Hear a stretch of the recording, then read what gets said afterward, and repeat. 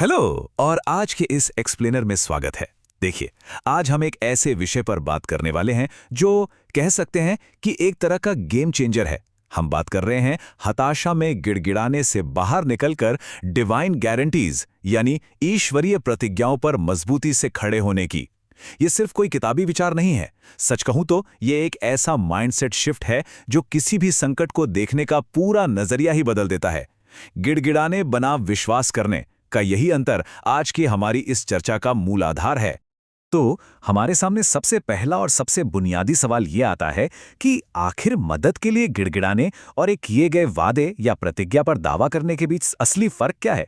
इसे ऐसे हवा में नहीं समझेंगे, बल्कि इसे समझने के लिए हम एक बहुत ही पावरफुल एकदम रियल लाइफ सिचुएशन का उदाहरण लेते हैं। सच मानिए, ये सिर्फ शब्दों का खेल नहीं है।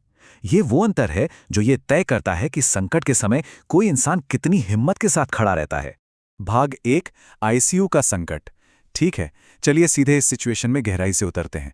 कल्पना कीजिए एक ऐसे हालात की जहां किसी का बच्चा अचानक बहुत बीमार हो जाता है, इतनी बुरी तरह कि उसे तुरंत अस्पताल के आईसीयू में भर्ती करना पड़ता है।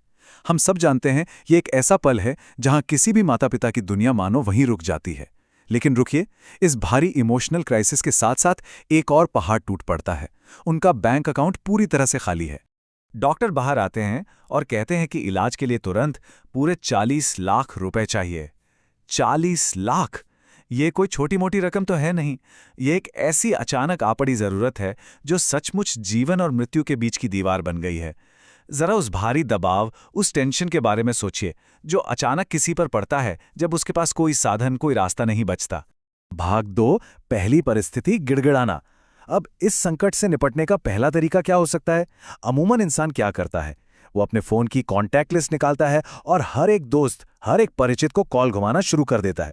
वो मदद की गुहार लगाता है, विनती करता है, एक तरह से गिड़गिड़ाता है कि बस किसी भी तरह उसके बच्चे के इलाज के लिए 40 लाख रुपए का जुगाड़ हो जाए। ये रिएक्शन हमें बहुत ही स्वाभाविक लगता है ना, लेकिन इसके पीछे एक बहुत ही गहरा मनोवैज्ञानिक कारण है। असल में गिड़गिड़ाने की जड़ में क्या है? इसकी जड़ में है 100% हताशा और अनिश्चितता। मतलब वो व्यक्ति इसलिए विनती कर रहा है क्योंकि उसे बिल्कुल नहीं पता कि कोई उसकी मदद करेगा भी या नहीं। रिजल्ट क्या होगा ये पूरी तरह से अननोन है, अज्ञात है। और सच तो ये है कि यही अनिश्चितता ही उस गहरे डर और लाचारी को जन्म देती है। भाग 3, दूसरी परिस्थिति, एक पक्की प्रतिज्ञा।